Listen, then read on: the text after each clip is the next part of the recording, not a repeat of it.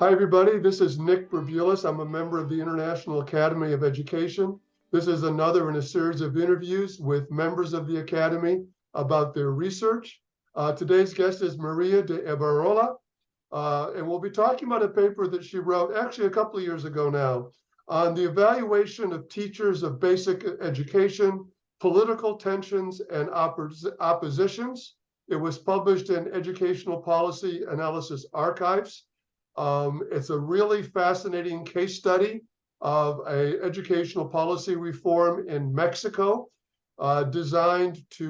initially designed to require periodic evaluations of teachers and to absolutely mandate evaluations in the context of promotion and tenure decisions. As you'll hear from the conversation, this reform went through many changes in the process of trying to implement it.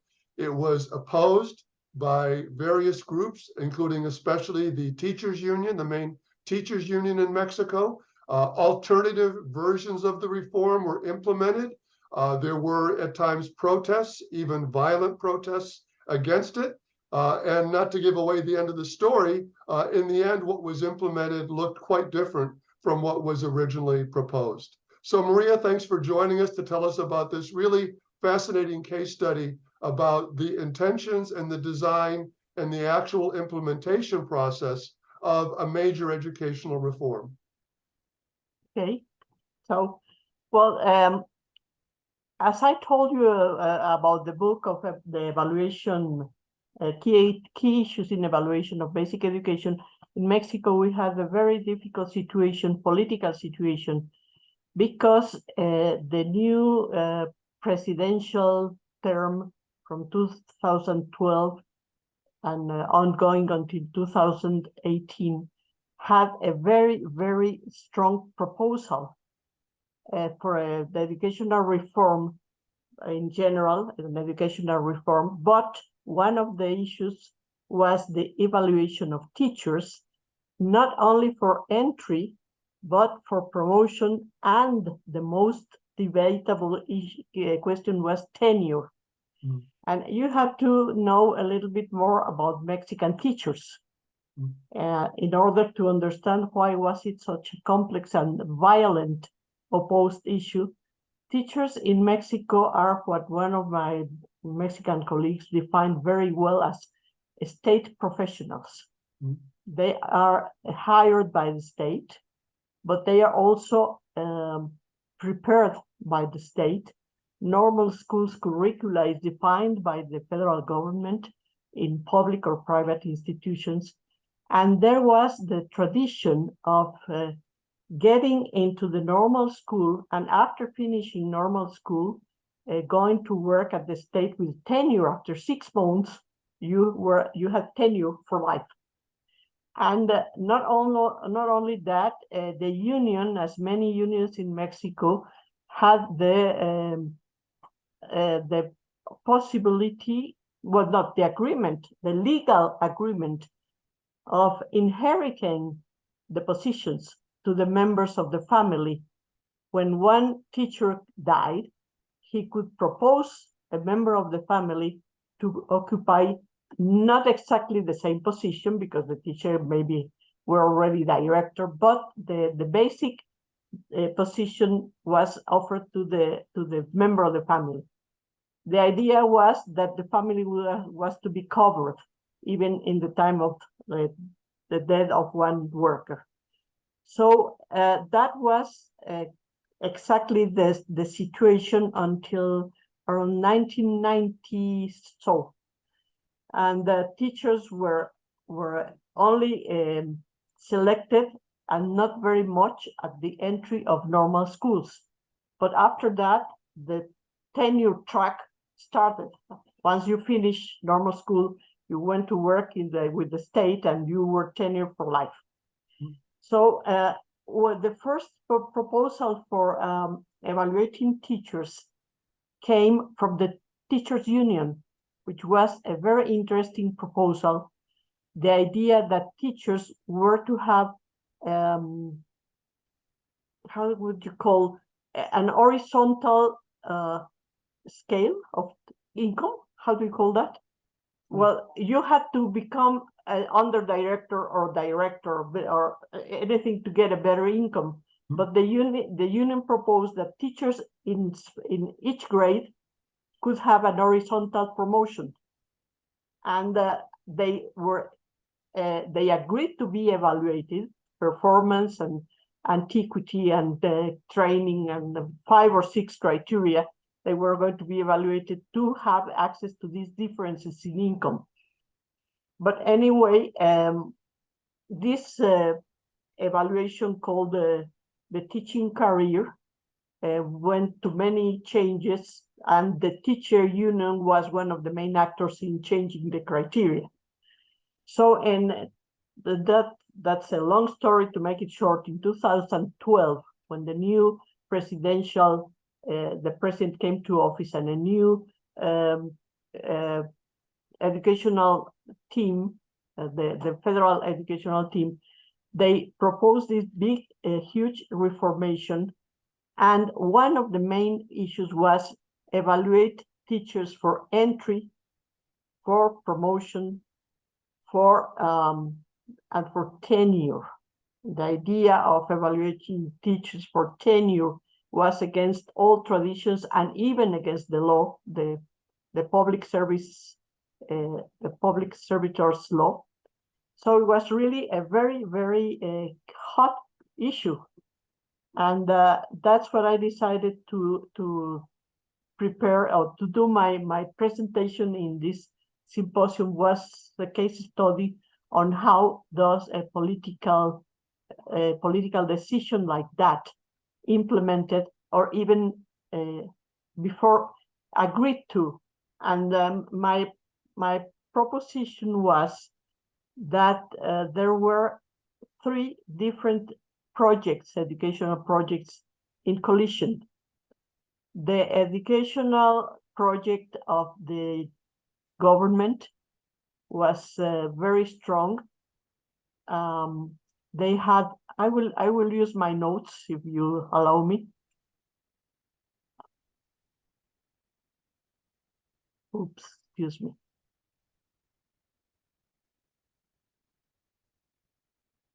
Yeah. Oops, oh, it's here, I'm sorry. It was a very complex problem. It was impassioned and radical mobilization against devaluation. There were many mobilization, protests, roadblocks, paid newspapers spread editorial news stories, controversies, rivers of inks, millions of bytes, and legal measures of varying significance, including the jailing of leaders of the teacher union, and opposing at least these 3 actors. And the proposal was that was enacted, and I mean enacting as promulgation of the law, not as putting it into practice. The hiring, advancement, and permanence of teachers will be based on competitive exams and mandatory evaluation procedures. And the legal entity that was to perform that evaluation was the National Institute of Educational Evaluation, together with a coordination of professional teaching service law. And so the position of the government was the idea that this evaluation was the means for quality of education in Mexico, but it was also the means for taking the union out of the game. And in fact, in all the laws that were enacted, the name of the union is not mentioned. So the federal government offered this evaluation, not offered, proposed and offered in exchange continuous training for newly hired teachers, personalized tutoring for 2 years in school after they were assigned to a position. Teachers who did not obtain satisfactory results were going to have regularity programs and there was going to create an educational assistance to school system.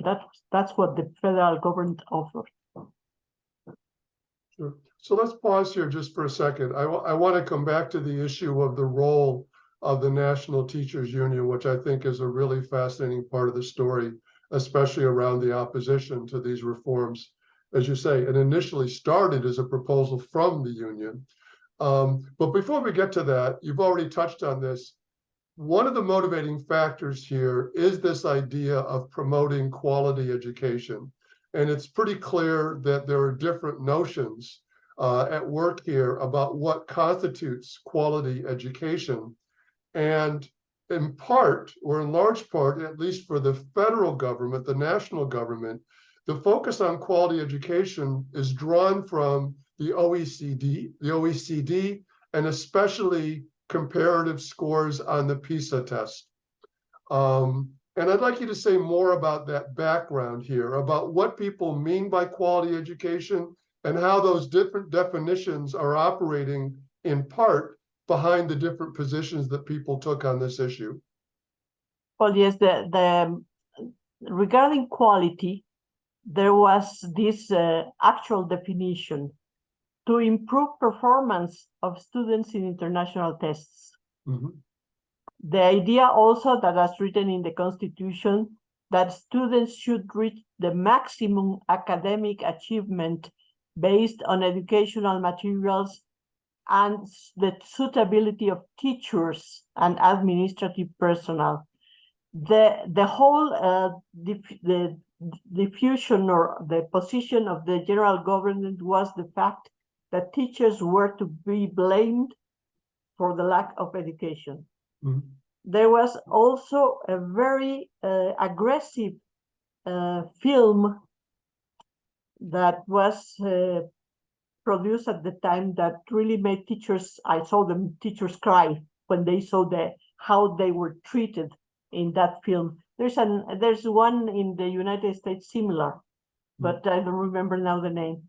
So the state blamed lack of education in the teachers, and the idea that teachers were not evaluated, at the entrance, at the promotion, and especially teachers could stay forever in the teaching positions, no? Mm-hmm. So the idea was also to put an end to the control of the teachers' unions in the national education. Mm-hmm. Because the union controlled income, promotion, and permanence.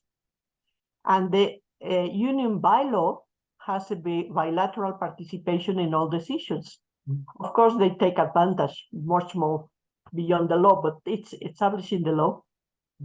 They have the right to impose and appoint public officials in many entities of the country. Also, they were able to impose school authorities.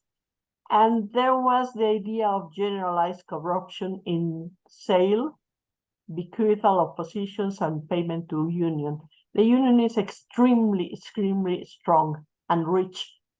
They get 1% of the payroll directly from the government. Mm-hmm. So the union was a very, very strong actor. Mm-hmm. But the union was also divided. The union has divisions. And so one sector of the union, not the national union, but the national coordinator of teachers in the most poor states of the country, in Oaxaca, in Guerrero, in Chiapas, they were specifically opposed to the teacher evaluation. The national union was not so aggressive against.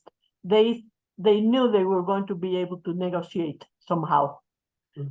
So the position, the project of the Mexican state was to transform the education in the country, increase compulsory education, which was already done. Now we have 12 grades of compulsory education: preschool, elementary grades, 6 elementary grades, 3 junior high school, and 3 upper high school.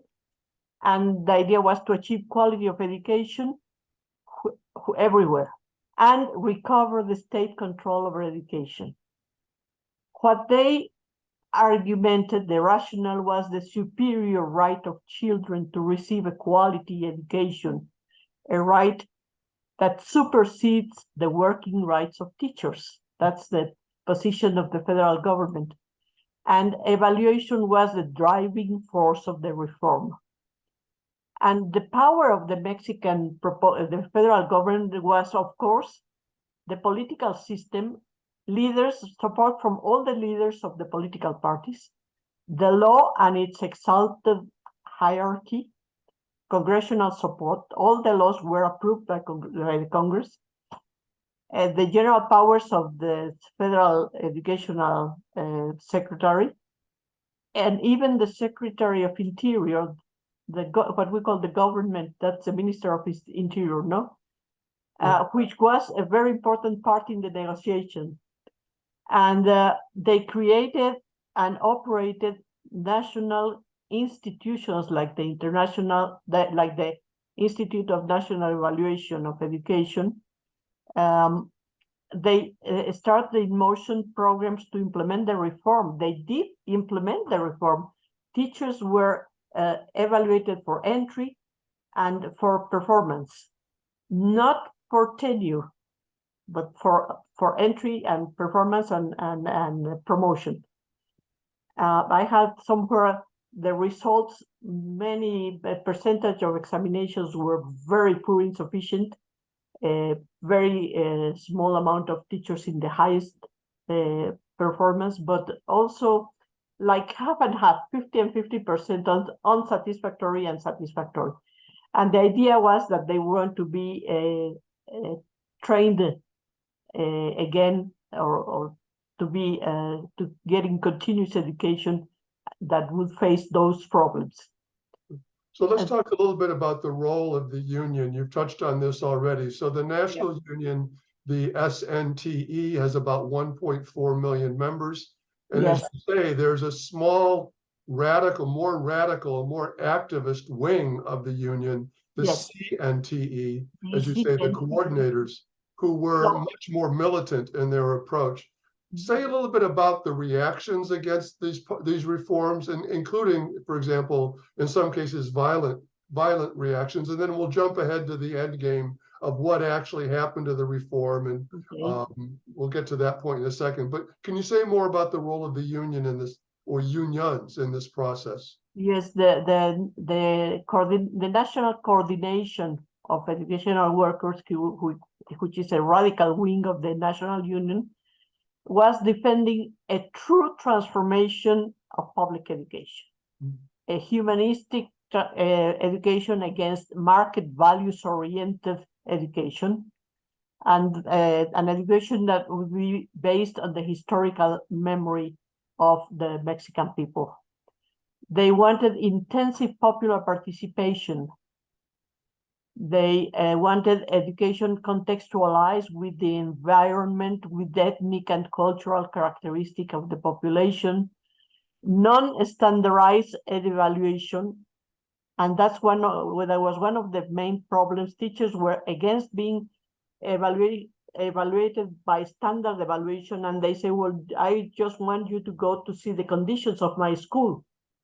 My working conditions, the conditions of my school. We don't have classrooms, we don't have water, we don't have electricity. That was the main, especially in those states of the country. That's also true, or for many schools that is a true situation. They wanted automatic positions for graduates of normal schools.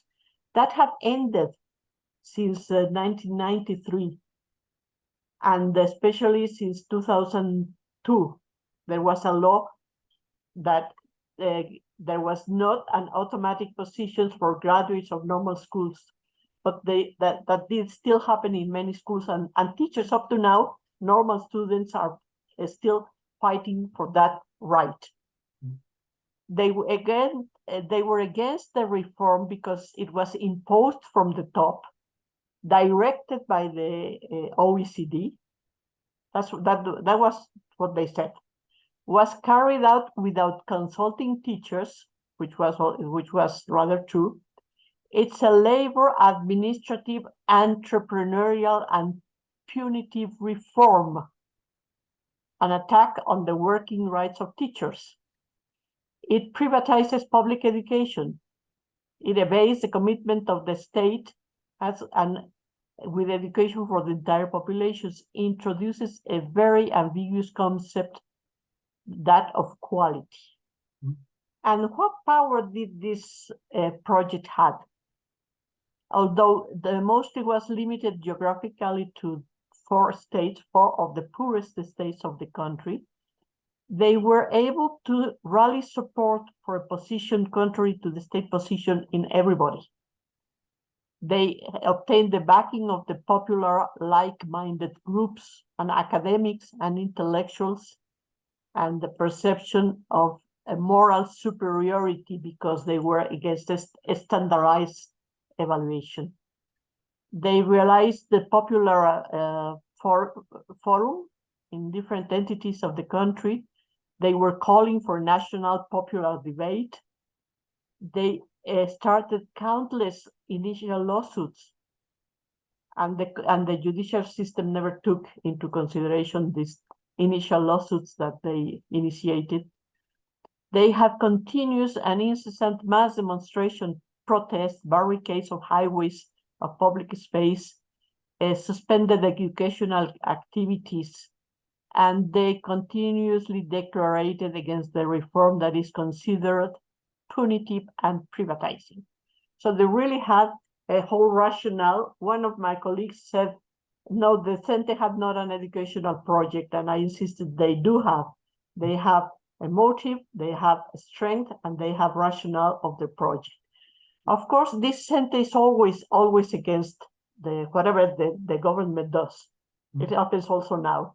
But anyway, it was very important. And there was another actor, which is a very important ONG, that is called Mexicanos Primero, that has been looking for the reform. They were for the reform. They have a very high technical capability, and I think they wrote 10 commitments in favor of the public of education. They proposed they sort of support the state, but not necessarily. They also have their own ideas. So there were other actors. The National Union, of course, they did not oppose the reform. But they accepted the merits. They accepted competitive exams for hiring teachers. They accepted opening teachers for people not coming from normal schools. And there were also academic independent researchers. I remember that our the Council of Educational Researchers had a very, very aggressive meeting with the authorities of the National Institute of Evaluation because of this way of evaluating teachers. There was no idea of evaluating teachers with this second dimension of formative evaluation. And the mass media was incredible. There was very little objective information, but there was all sort of